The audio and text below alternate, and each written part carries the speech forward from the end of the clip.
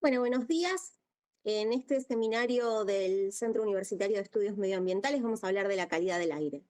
Mi nombre es Silvina Vaquero, mis directores son los doctores Maela Lupo y Alfredo Rigali. Y la agenda que yo me propuse charlar en el día de hoy es una breve introducción sobre la calidad del aire, contaminación del aire y radiaciones electromagnéticas. Vamos a empezar con la introducción. Como es bastante obvio y todos sabemos, el aire se relaciona con la calidad de vida de la población. No va a ser lo mismo estar en contacto con aire puro, con vegetación que no represente contaminación, que si vivimos en una zona donde, por ejemplo, hay muchas fábricas que emiten humos o elementos contaminantes al aire. Es por esto que desde el año 2020 la Organización Mundial de la Salud declara como Día Internacional del Aire Limpio por un Cielo Azul al 7 de septiembre. Veamos la primera parte en la cual vamos a hablar de la contaminación del aire y de los elementos que pueden estar presentes en el aire que nos produzcan daño para nuestra salud. Para realizar las mediciones de aire que nosotros realizamos en la localidad de Rufino y también en el CUEM, utilizamos un sensor, un detector de la calidad de aire que informa sobre diferentes parámetros: el dióxido de carbono, el formaldehído, los compuestos orgánicos volátiles totales y también da información sobre la temperatura y humedad del lugar. En la parte inferior tiene una escala en colores con una flechita que muestra, dependiendo de los parámetros analizados, cómo es la calidad de aire de ese sector, siendo que es buena la calidad cuando señala el verde, no es tan buena en el amarillo, es un poco peor en el anaranjado y es realmente tóxica en el aire cuando marca el sector rojo. En la parte izquierda de la pantalla vemos cuáles son los valores considerados normales para cada uno de estos parámetros y tenemos que el dióxido de carbono va a tener valores normales cuando se encuentre de 300 a 550 ppm, esto es en aire ambiente, en el exterior, porque vamos a ver más adelante que cuando hablamos del aire interior este valor cambia. El formaldehído, que tiene un valor normal que tiene que ser menor a 0,1 miligramos por metro cúbico, y los compuestos orgánicos volátiles totales tienen un valor normal de 0,3 a 0,5 miligramos por metro cúbico.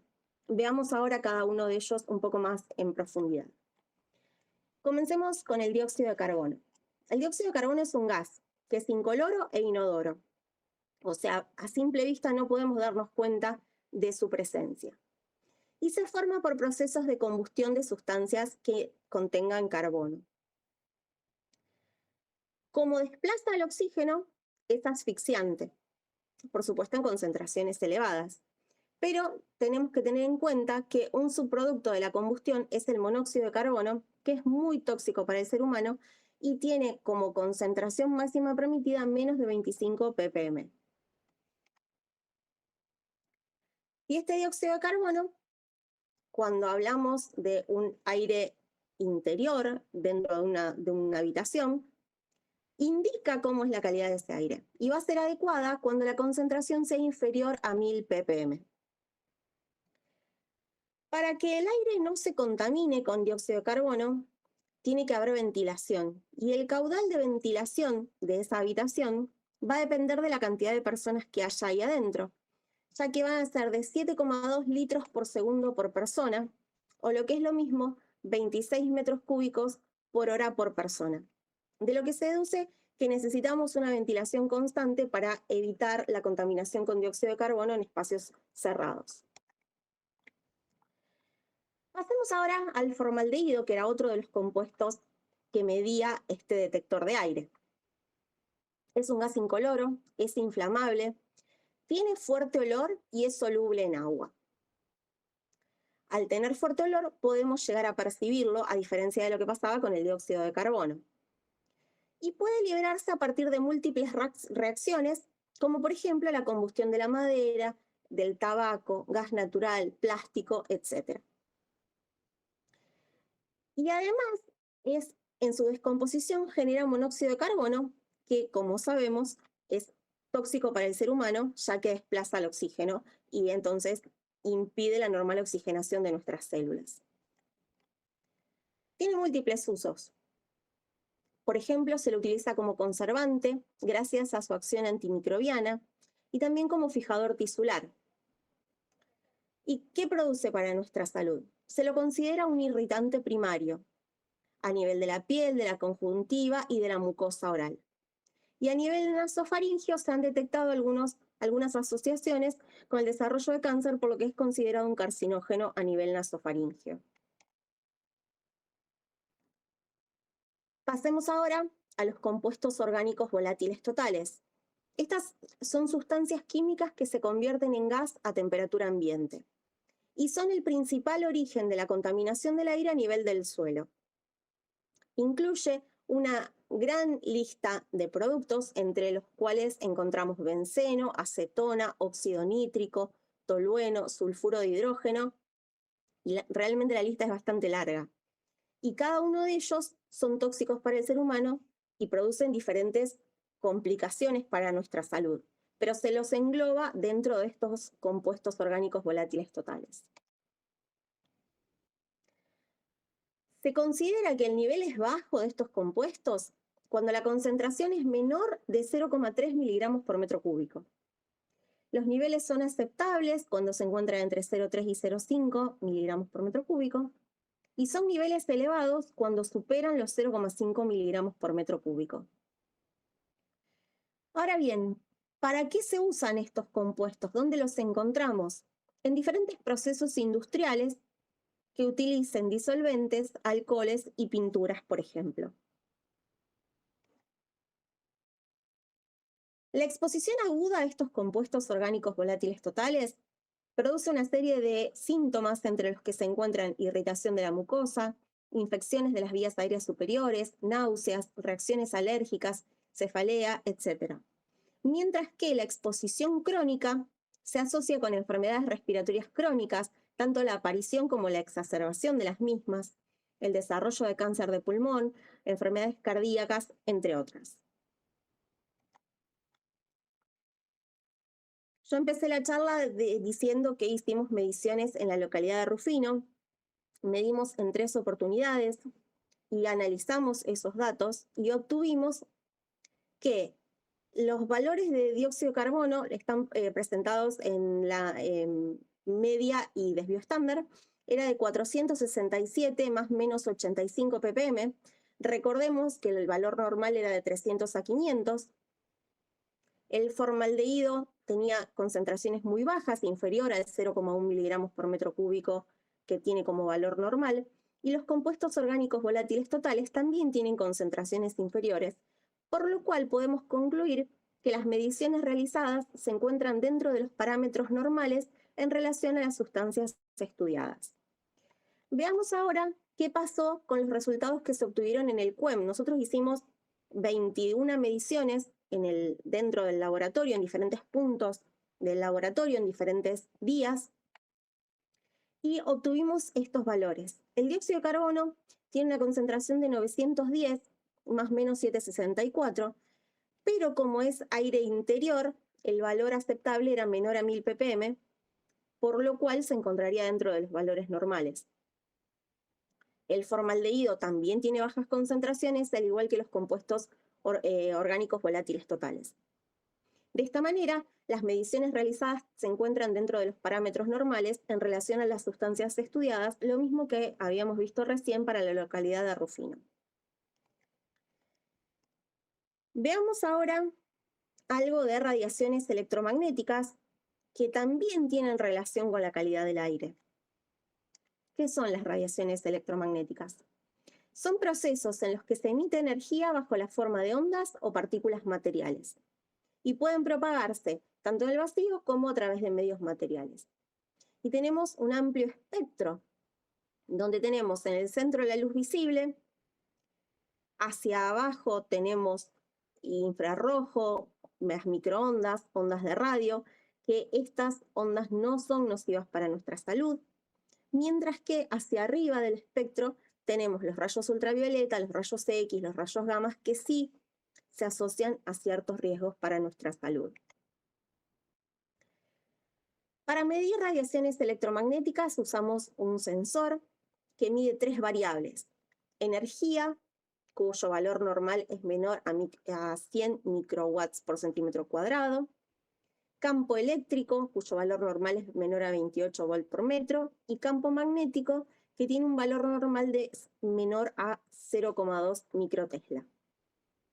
Estas letras, que están entre paréntesis, son las letras que nos muestra el sensor para cada una de estas variables y son las que vamos a utilizar cuando analicemos los gráficos de los resultados. ¿Qué es la energía? Es la capacidad que tiene la materia de producir trabajo en forma de movimiento, luz, calor, etc.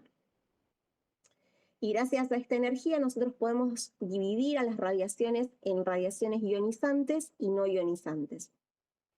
Son radiaciones ionizantes aquellas que tienen suficiente energía para ionizar átomos y romper enlaces químicos, como por ejemplo los rayos X, los rayos gamma, los rayos ultravioleta.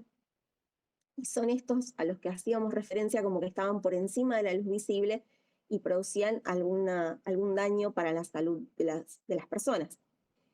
Mientras que las radiaciones no ionizantes presentan niveles bajos de energía y no tienen capacidad de romper esos enlaces químicos.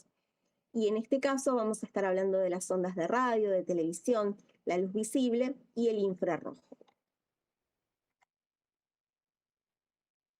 Otro de los parámetros que nosotros estudiamos con el sensor que tenemos en el laboratorio es el campo eléctrico. Para entender lo que es el campo eléctrico me parece importante primero intentar definir qué es un campo. Y lo podemos hacer diciendo que es un espacio sensible a una fuerza determinada.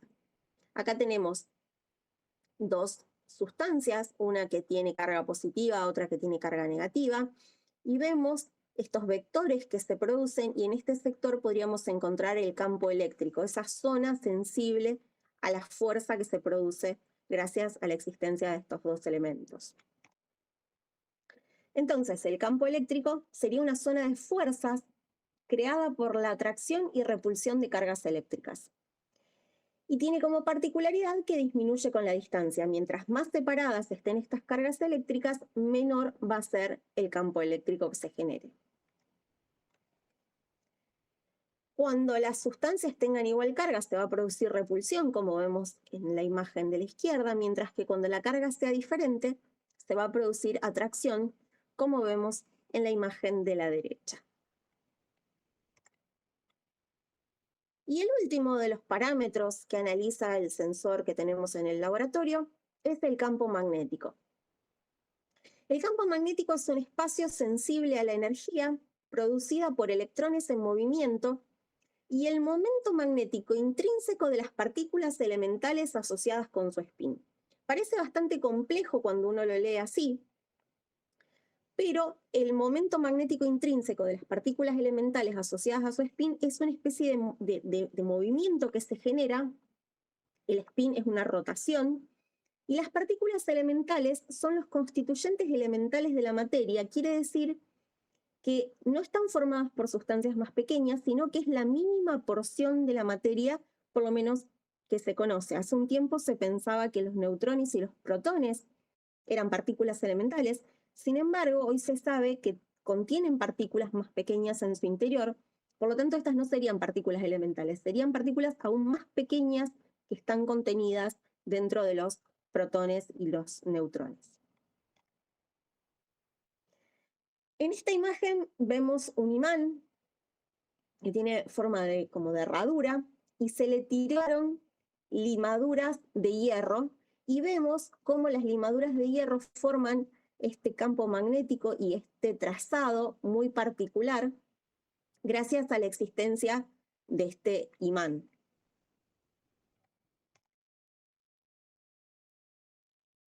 Y para ir concluyendo, veamos los resultados que tuvimos en Rufino. En el primer gráfico vemos la energía con diferentes puntos de diferentes colores.